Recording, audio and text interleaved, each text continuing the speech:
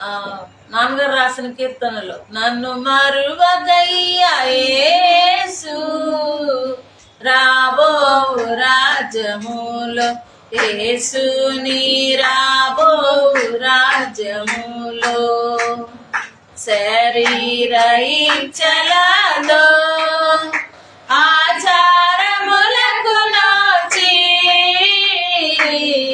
శరీర ఇచ్చలతో ఆచారములకు నోచి దేవత్వమునకు రోచి కల్వారి మెట్టకొస్తి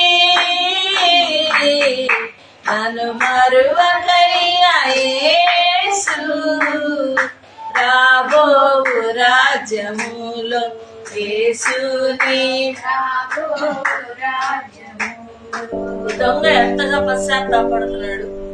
శరీర ఇచ్చలకు బాగా నోచానయ్యా, ఆచారాలకు నోచానయ్యా, కానీ దేవత్వానికి రోశానయ్యా అంటే దేవుడికి దూరం అయిపోయా. ఇప్పుడు వ్యవహారాలు కూడా ఏమన్నా లోకంలో అంటారు చూడండి, ఏదో ఒకటి దేవుడు కావాలా మేం కావాలా. లోకంలో ఉన్న అన్ని జనులు అంటూ ఉంటారు, ఏంటి దేవుడు దేవుడు అంటే దేవుడు కావాలా మేం కావాలా. ఇక్కడ వాళ్ళే జడ్జిమెంట్ చేస్తారు మనకి. మనం ఒకవేళ తీర్మానం చెప్పేసాం అనుకో, మాకు దేవుడే కావాలండి అన్నాం అనుకో, అయితే వెళ్ళిపో, నీకు మాకు పాలపంతులు లేవు, అసలు మా చుట్టానివి కాదు, మేము ఈ కార్యక్రమాలకు రాము, మమ్మల్ని పిలవద్దు, మేము చచ్చిపోయామని అనుకో. ఎన్ని మాటలు అంటారు మనల్ని. ఒకవేళ వాళ్ళ మాటలకు మనం వెళ్ళిపోయామా, దేవుని ప్రేమ మనలో ఉండదు, ఆయన మనల్ని విడిచిపెట్టేస్తాం. మరి ఎలా? దేవుని పక్షంగా ఉంటే ఆయన మన పక్షంగా వస్తాడు.